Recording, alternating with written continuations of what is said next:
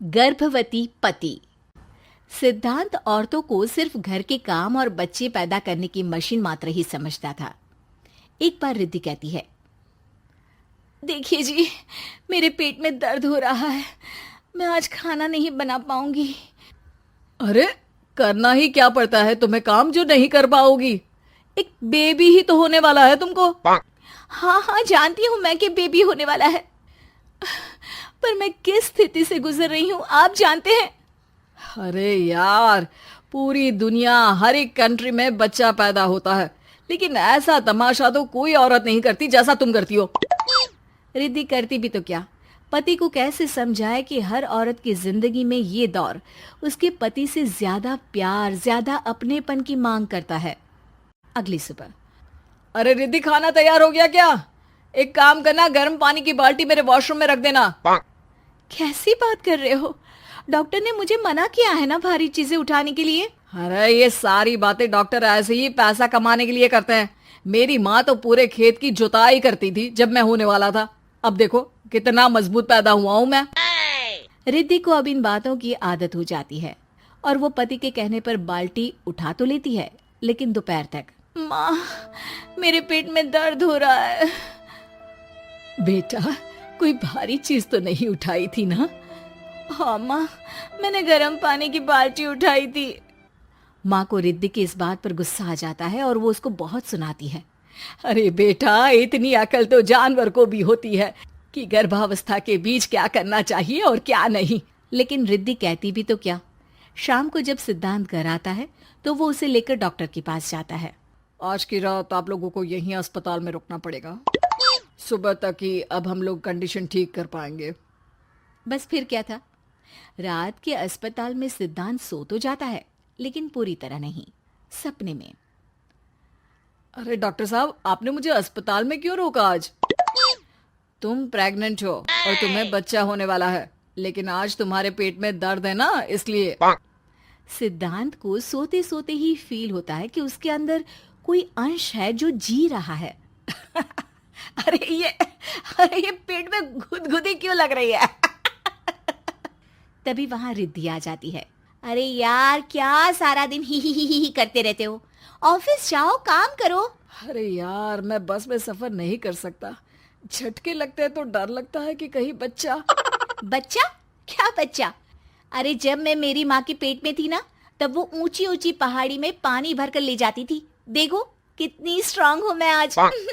पति को रिद्धि की बात पर गुस्सा आता है और वो सीधा अपने पिता को फोन करता है। देखिए ना पिताजी, एक तो पेट में बच्चा, ऊपर से बीवी कोई केयर ही नहीं करती, ना ही ख्याल रखती है, ऊपर से ज्यादा काम बता देती है। अरे बेटा, इन महिलाओं को बच्चा पैदा करना पड़े ना, तब पता चले कि कैसे खुद के अंदर एक जीव को पालना मुश्किल होता है। अगर अपने बाप से फुर्सत मिल गई हो तो ऊपर छत पर मेरे कपड़े सूख रहे हैं, ले आइए। सिद्धांत सीढ़ियां चढ़कर छत पर जाता है और हांफने लगता है। हे भगवान, लग रहा है कि बच्चा अभी हो जाएगा। रिद्धि, ओ रिद्धि! क्या हो गया? छत पर अमेरिका का प्लेन देख लिया क्या जो एक्साइटेड होकर चिल्ला रहे हो? रिद्धि, मुझे दर्द हो रहा है पेट में, मुझे सीढ़ियां चढ़ने को मत बोला करो।